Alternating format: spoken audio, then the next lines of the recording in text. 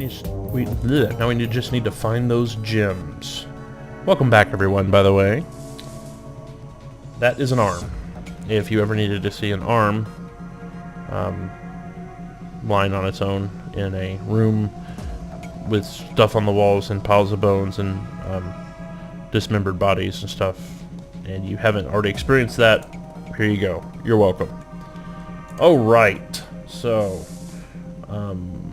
let's see. Coyote and Paco just left, and we are supposed to find some gems that Coyote officially came here to get.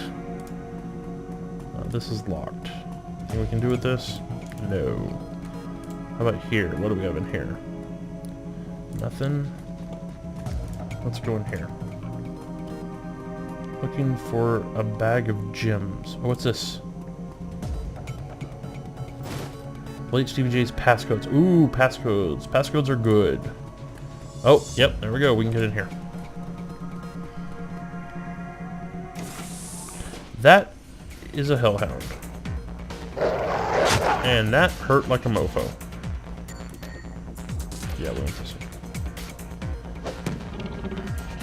Yeah, that didn't seem to do crap to him. Now he's gonna bite me again. Wow, he missed. Damage.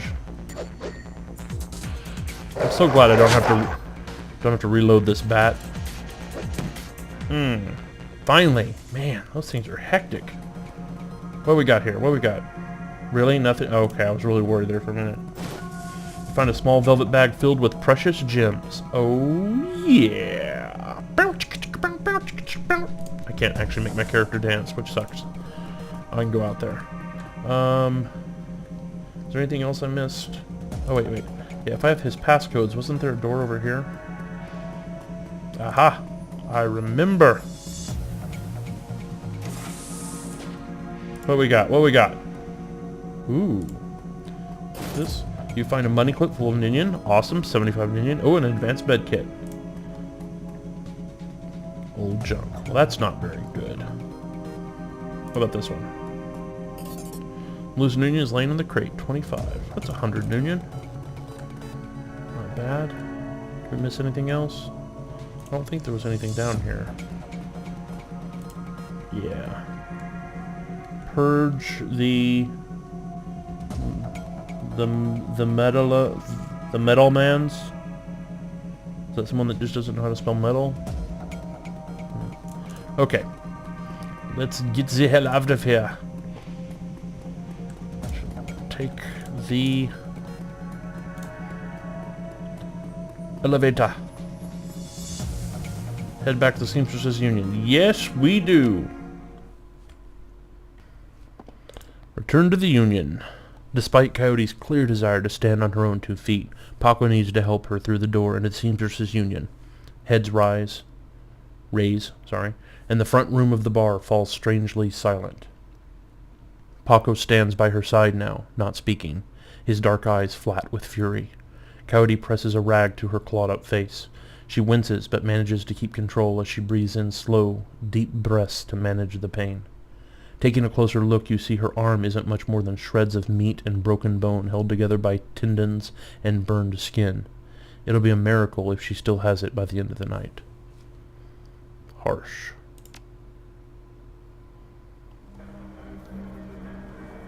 Mrs. Kubota is tending bar herself when Paco carries the mangled and bleeding Coyote into the Union.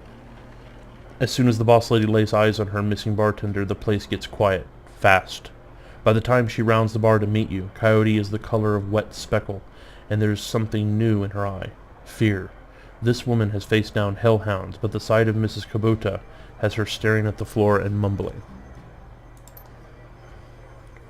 Woman, how dare you miss 2 shifts and then come back and bleed on my floor?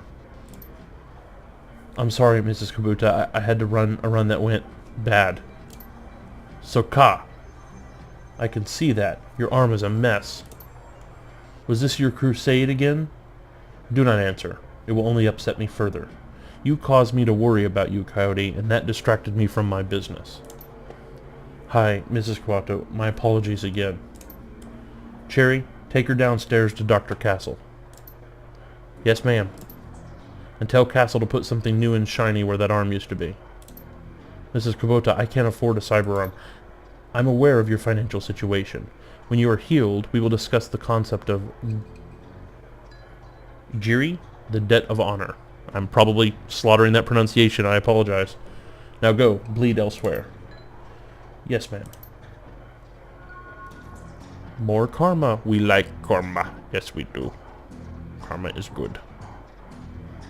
Her anger at Coyote's rashness slowly washes from her eyes and is replaced by tears. She sniffs, wipes them away, and inclines her head to you. Domo arigato, Spot. That girl is precious to me. Ooh, 1,000 Nuyen. It is not often that we see acts like these in the Barrens. You have performed a great service for my little family, and I welcome you into my home. Consider it yours while your work keeps you here. But we both know that words are mere air. Beyond my thanks, I offer you this remuneration.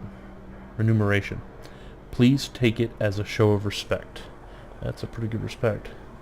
Looks like my kind of place. Whiz, I could use a bunk. I am honored, Mrs. Quota. Thank you. We'll do that. You are most welcome, and I offer more than simple lodging. You will find that there is more to the Union than meets the eye. Below us is a small facility available exclusively for discriminating independent operatives like yourself. Ooh! In it, you will find vendors selling the best gear the black market has to offer, a fully equipped cyber dock, and a secure place to rest when the dreck hits the fan, as they say. This is cool. Place is a safe house too, cyber dock. My, you are quite the entrepreneur. Indeed, normally I require a percentage of the runner's income for the use of this facility, but as I said, you are family now. Consider it on the house. To gain entrance, play GAFFC on the piano. This is cool. Meet all the black market vendors in the safe house. Find the med bay in the safe house. Well, I did not see that coming. Anything else to say to her? How else may I be of service? Is Mr. Delilah here tonight? Yes, Mr. Delilah is in the back bar. That's usually where he does business. You mentioned Coyote's crusade. What is it? Coyote grew up in the Royale but managed to escape that life. However, her cousin was apparently not so lucky. He came to town about a year ago and fell in with the wrong circle. He was introduced to SIM chips and became addicted to BTLs. Coyote has been tearing her way through chip houses for months now, searching for him and acting as a one-woman cleanup crew. I like this girl. If you don't mind, how did you get involved in all this? I am a former runner. Now, I provide a safe haven and a marketplace for runners who need a trustworthy place to congregate and do business. Are any Johnsons or Fixers here tonight? In addition to Mr. Delilah, you may wish to speak to Van Grass. He is often stage-side. Van Grass is most often a receiver of found articles, but he occasionally has work. I'll be going now. But I didn't want to go. I had more questions. Really? Is that it? I don't get to ask any other questions? That's not cool. Really? Okay. Another round. So what did she say? Okay, first of all, before I forget, who's this? Van Gross. Okay. I want to talk to that guy. But... oh, where'd she go? Where's the cellar? That's the only way that I know to access, to be able to reassign stuff in my inventory. Maybe I can do it when I'm here. No. That's not what I wanted to do. Thank you. Stay. Good boy. No, this. Okay, it's not working for me. Alright, we'll talk to Van Gross real quick. Gross. Van Gross is busy talking on his comlink, checking his heads-up display, and motioning to a runner standing nearby. All at the same time. He's an intense little man. You get the sense that he likes to look busy. Excuse me. I'm Von Gross. Make it quick. Biz is good. Talk to me. Mrs. Kubota said you're a fixer. He still hasn't looked at you. He's going a mile a minute. Nothing for you tonight. Sorry. I'm doing a thing right now. Important thing. Talk to you later. Oh, hey guy. One more thing. He covers his comlink for a moment, tilts his head your way, but you can see he's still staring at his HUD. I'm a fence, too. If you got anything you need to unload, come see me. We could probably unload those gems with him, but that would be rude. I need to finish this call perhaps another time. Okay, so we do not get to talk to him right now. Go back here. Johnny Clean. Johnny leans on his seemingly brand new mop and surveying the crowd at the Union. Hey, Johnny, I'm looking for where Cherry took Coyote. Where's the safe house? I think we know where the safe house is because we saw that little thing on the piano and she said to play the piano. Thanks for the tip the other day. Mrs. Quota said I should go to the safe house, but I'm not quite sure where that is. The piano is a little out of tune. Check it out. Yeah, I knew that already. Let's talk to Mr. Clue. I like Mr. Clue. The hulking troll bouncer in the immaculate suit stands as impressively as ever, the absence of dust on his broad shoulders and the only real indication that the man ever moves. He nods to you when you approach. Evening. I see Coyote is back, looking only a little worse for wear. We have you to thank for that? I didn't refer up if that's what you're wondering. The having her back part, yes. You have the gratitude of everyone here, especially mine. Couldn't stomach losing anyone else so soon after what happened to Sam. You feel protective of the people here. Guess it's your job to care. You're the big old sheepdog, aren't you? You feel protective of the people here. Immensely. Toward anyone who walks through that door, be they employee or patron, unless they mean ill will, of course. Mind if I ask you a few questions? Haven't minded so far. Hear anything else about Sam's death? People are saying it was the Ripper, but people say a lot of things about what they don't know, or what they don't understand.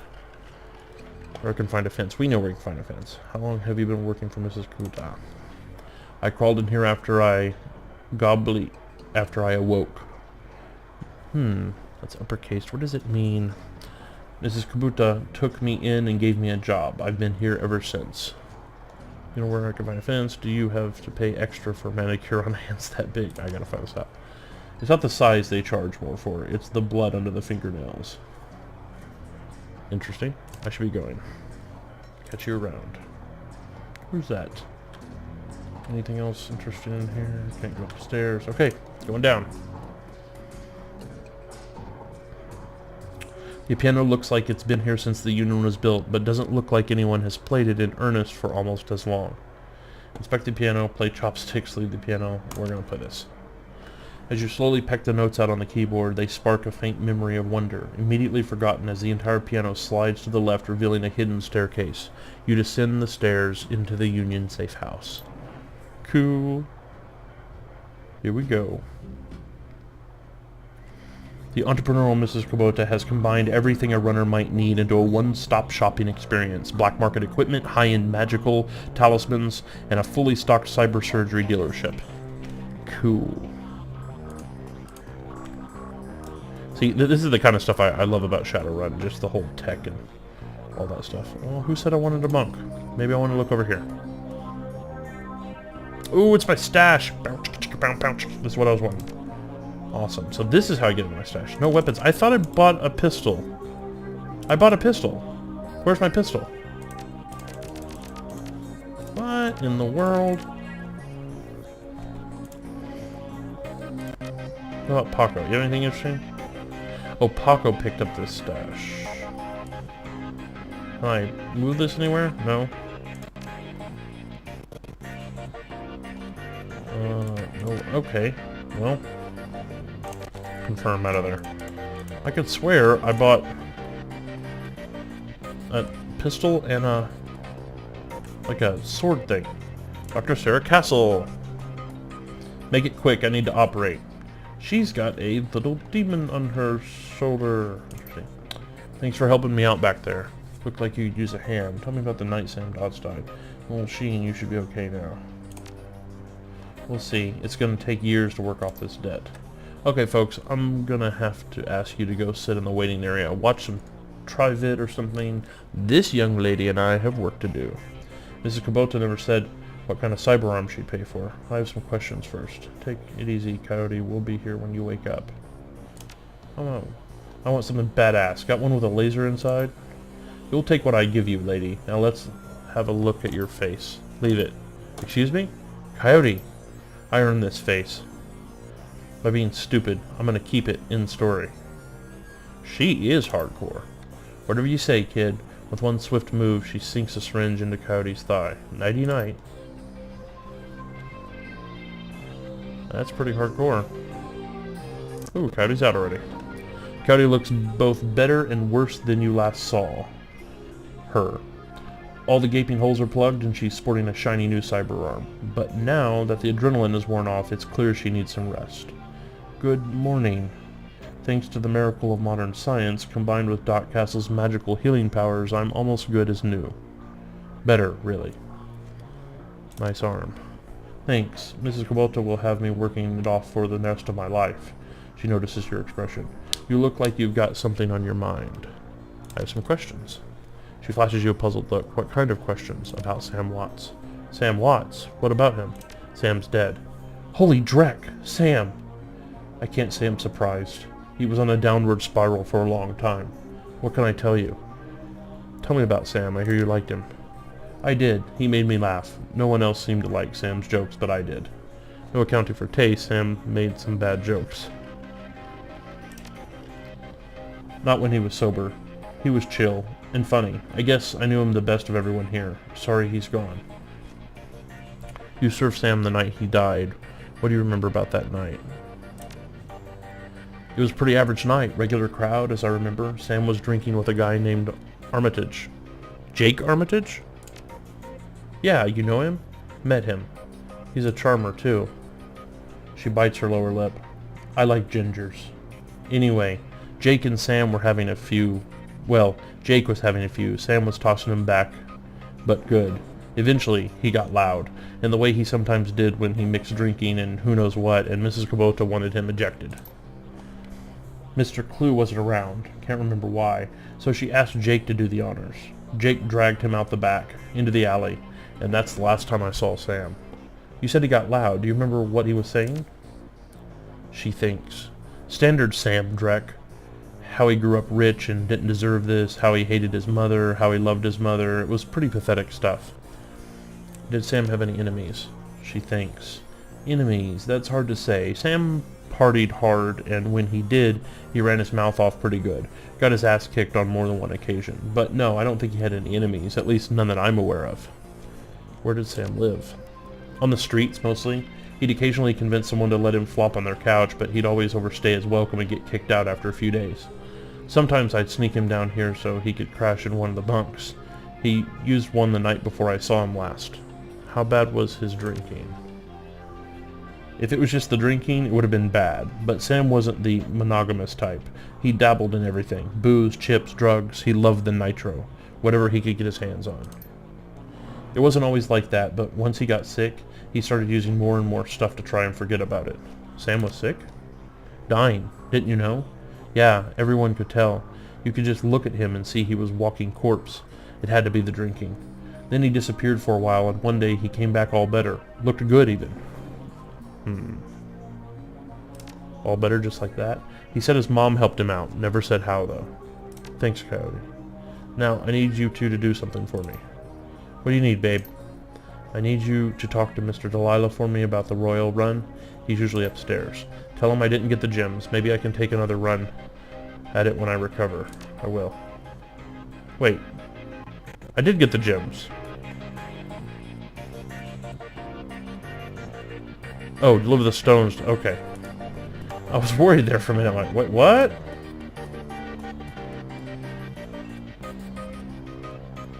The bunk is a mess and reeks of booze. Searching through the sheets, blankets, and pillow, you find the old photograph that has seen a lot of wear. Okay. Look at the image on the photo. The pictures of a blonde boy and girl, both about age 14, sitting on a dock on the edge of a lake. They appear to be twins. The boy has his arm tight around the girl's shoulders and is mugging for the camera. The girl's planting a kiss on his cheek while making rabbit ears behind his head with her fingers. Check the back of the photo. Excuse me. A little yawn. Written in a woman's hand are the words Sam and Jessica. Lake Sammamish State Park, summer 2040. Ah, Sam and Jessica. Wait, didn't Candy, I think, mention something about a sister named Jessica? We'll pocket the photo. Okay, what are we doing? Moment. Oh, right, we're going to talk to Dr. Sarah Castle again. In Shadowrunner circles, the term doctor is often used quite liberally to describe any sawbones with a needle and thread. That sounds nice. But in the case of the Union's resident medical expert, nothing could be further from the truth. The safe house boasts a fully equipped medical suite, complete with shamanic fetishes. This is Sixth World medicine of the highest caliber. Awesome. The doctor herself is an unassuming sort, perhaps the type to go unnoticed entirely, if not for the sprightly spirit perched on her shoulder like her own personal gargoyle. The spirit's burning eyes follow you constantly, even as the doctor's own eyes are buried in her charts. However, she does look up long enough to acknowledge your approach. I'm Dr. Castle. I understand you were instrumental in bringing Coyote back to us. Thank you for that. Suppose you were the one who patched her up. Impressive work. Thank you. It's a shame she wouldn't let me repair her face, though. She notes you eyeballing the facilities. I can tell you're surprised to find a full-service medbay under a dive bar in a slum. Don't be. This is a Shadowrunner bar, after all. For a purveyor of cyberware and trauma kits, there is no better place to set up a practice. I patch runners up, install and maintain their cyberware, and provide medical supplies for their runs. I may not be as mobile as Doc Wagon, but I'm the next best thing. Doc Wagon. Can I help you with anything? Okay, so she sells supplies. Trauma kits are fully automated stabilization units that include a defibrillator, spray-on synthetic skin, and medical nanomachines. They can save a runner's life if you move fast enough. So if you are bleeding out, one of these can get you back on your feet. Exactly, but you have to be quick. This is Doc Wagon's own field tech, but even their stuff has its own limits. Cyberware, so she sells cyberware. I see shamanic fetishes. You a shaman too? While modern medical technology makes surgery less disruptive than it used to be, it's still an ordeal for both the body and the spirit, requiring extensive recuperation to properly heal. I'm trained with the ways of the spirit world as well as the scientific world. I do my best to heal the whole patient. What's that on your shoulder? This little guy supports the healing rituals I perform on my patients after surgery, dramatically reducing their recovery time. Not standard procedure, of course, but the results speak for themselves. Nice. So she has medical supplies.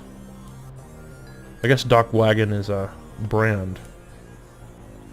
Basic med kits. Awesome. Okay, exit. And cyberware. Awesome. Okay, do we have a data jack? Because I think we need that for decking eventually. How much money we got? 2,100. Vision modification. Basic cyber replacement extends and enhances your vision. Adds plus 3% to hit. A requirement for riggers and deckers and those that want to use a smart link weapon. As technology. Cyberleg. More or less adds 8 HP and 1 to quickness. That's interesting. Silver Tech Cyber Arm. Plus 1 HP. Interesting. Dermal plating. Plus 2 armor. Bone lacing. Plastic bone lacing. This process covers your bones with hard plastic. Adds plus 1 to body. Interesting. Okay. Never mind. Awesome. Now let's see what else we can find in here.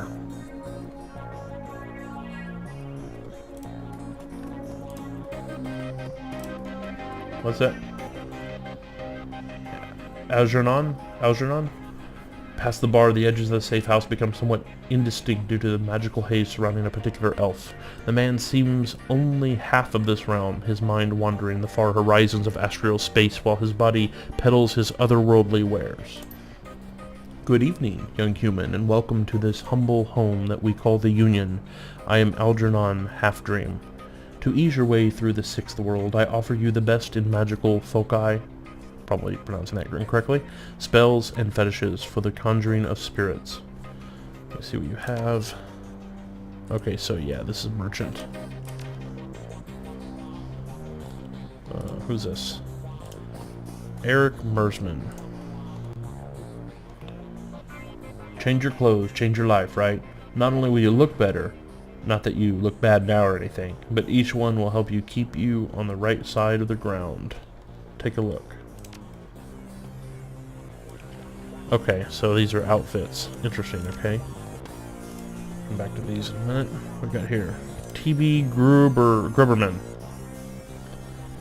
Theodore Buster Grubberman is a well-groomed orc dressed with a precision that suggests the straight lines of a military officer's uniform. His hair is cropped short, high, and tight, as they say, and the neatness this presents is only compromised by the uneven tusks protruding from his mouth. The only other defect in this picture of perfection is the man's cybernetic right arm, which is obvious enough to be noticeable, but not so obvious as to ruin the line of his suit.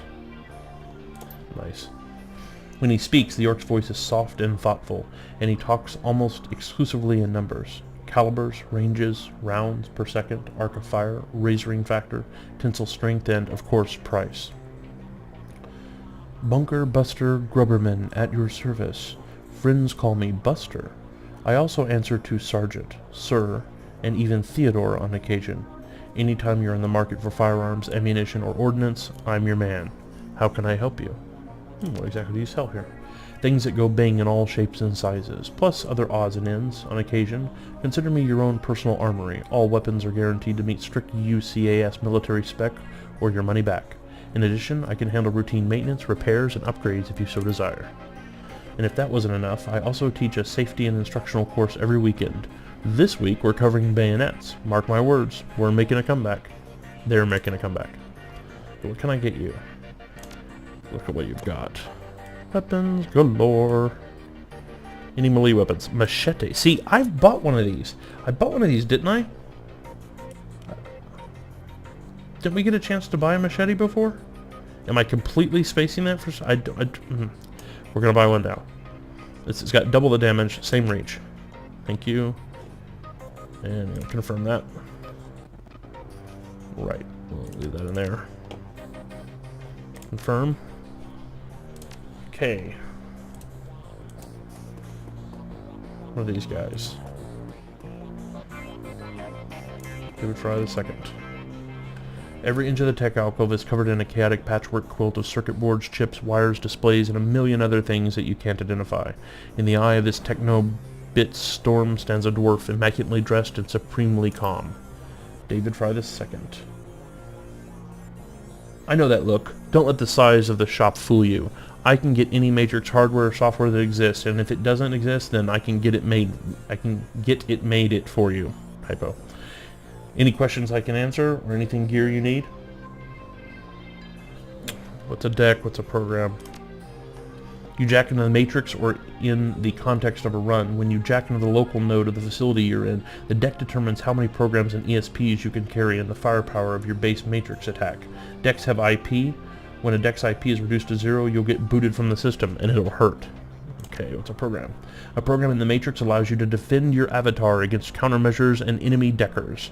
There are a wide variety of different programs for attack and defense at different power levels. As you progress as a decker, you can use more powerful versions of these programs. Gotcha. What's an ESP? Johnny, you want to take this one? Johnny Clean. Hey, Johnny, what's up? Sure, when you infiltrate a facility on a run and you have a team, when you jack into the Matrix, you're all alone. That's where ESPs come in. An ESP is a highly advanced artificial life program, which, when you deploy it, manifests as another team member in the Matrix. Different types of ESPs have different abilities, so they're NPCs. What do you have for sale?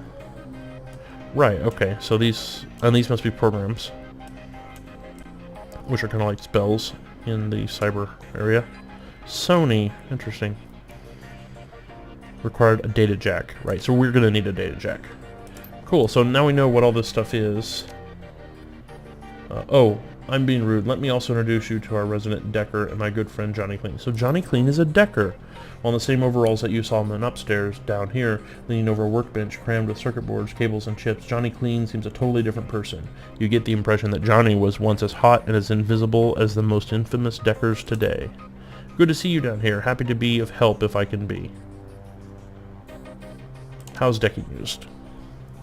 The decking skill is often used just on terminals in the real world to get information, hack doors, etc., but occasionally a run will have the option or the requirement to go into local matrix LAN of the facility you're infiltrating in order to gain access to valuable information or control more important things in the real world. Why are you dressed as a janitor? Did I stand out upstairs? No, janitors never do. When I was younger, I had a rep for getting in and getting out of systems so cleanly that no one knew I was there.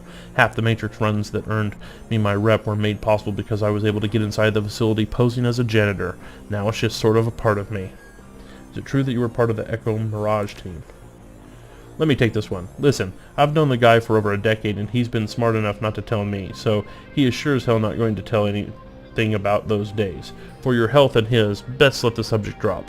See you guys around. Great, now we know where everything is, and we can move on.